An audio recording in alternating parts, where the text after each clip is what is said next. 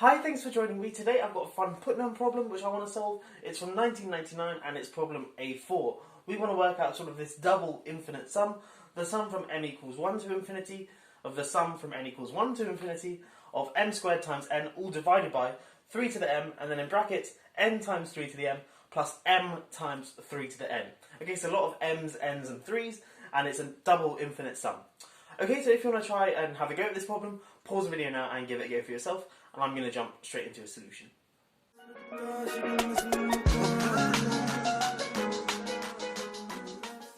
Okay, so I've just denoted the double sum that we're trying to work out here with s. So obviously we want to work out what s is. The first thing I want to do is sort of write this summand in a different way. And it might seem a little bit counterintuitive why I do the first step, but then it will kind of seem to make sense at the end.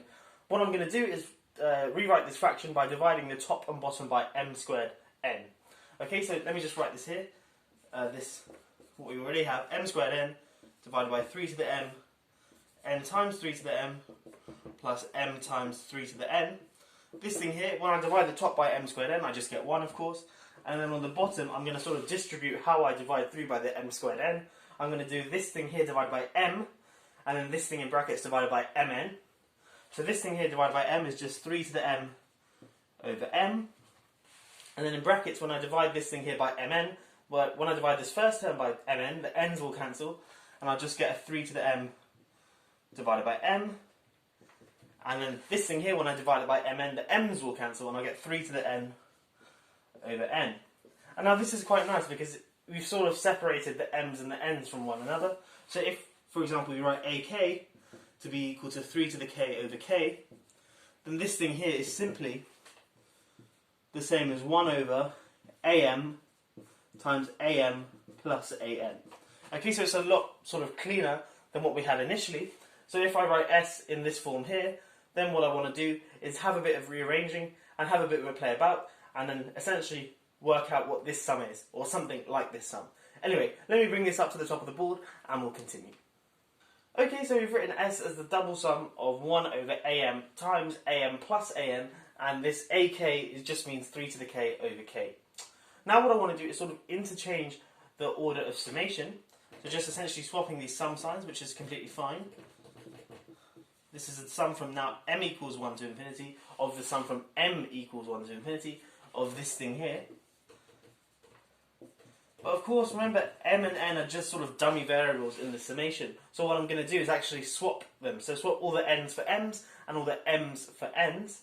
So swapping this n for an m, this m here for an n, this m here for an n, this m here for an n, and this n here for an m, I get this thing here.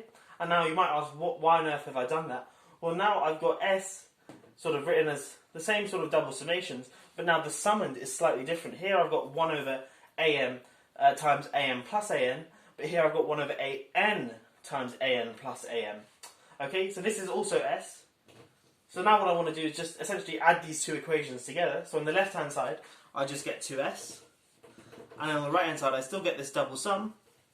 So from m equals 1 to infinity, then from n equals 1 to infinity, and then adding these two things together, I get 1 over an plus am plus 1 over an this time, an plus am. Okay, now what I want to do is, when we sort of simplify this, it's going to cancel down quite nicely, and then we'll be able to evaluate what 2s is, and then work out what s is. Let me bring this up to the top of the whiteboard, and we'll continue. Okay, so I've brought what we had at the bottom to the top, except now I've sort of factored out this an plus am term from the denominator of both of these terms here.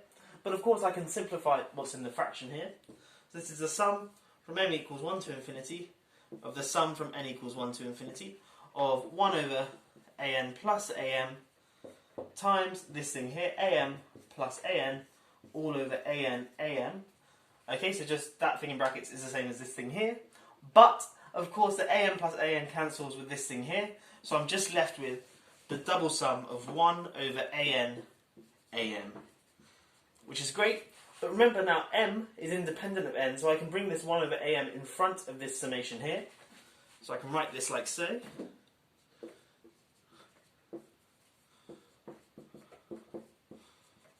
But now we've got two copies of the exact same thing. This thing here is exactly the same as this thing here.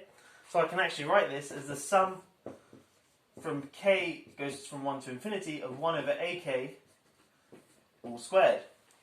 But now remember what ak is. It's just 3 to the k over k. So this thing here becomes the sum from k equals 1 to infinity of k over 3 to the k all squared. Now, how do we evaluate this sum? Well, in fact, I've done this sort of a generalization of this result in a previous video, so I'll leave a link for that in the description below. So go and check that out if you haven't seen it already. But this thing here evaluates to 3/4. So then, of course, when I square it, I get 9 over 16. So we have that 2s is equal to 9 over 16. So obviously that means that s is equal to 9 over 32. And we are done. That's the solution for our problem. That's how you evaluate that double sum we had at the start. I hope you have enjoyed this video. I will catch you in the next one. Have a great day.